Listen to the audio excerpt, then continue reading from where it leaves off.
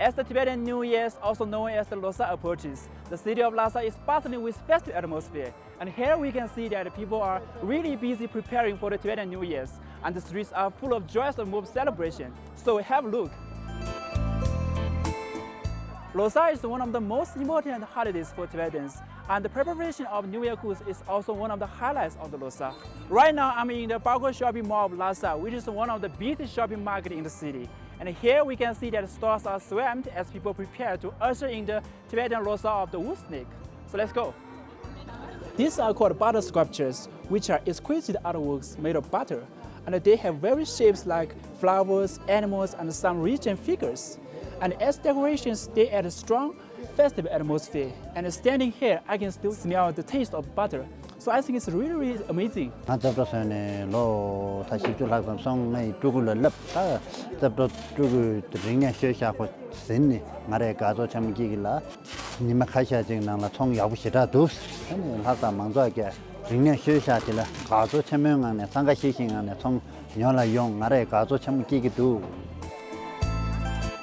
Shamwi is also essential. This is a distinctive decoration in Tibetan architecture. Usually it is used to protect painting the window frames and the wooden components. It also embodies prayers for renewal and auspicious blessings.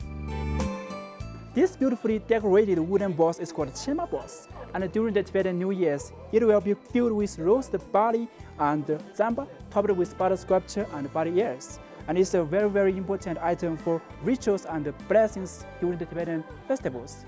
And also embodies the harvest and good fortune.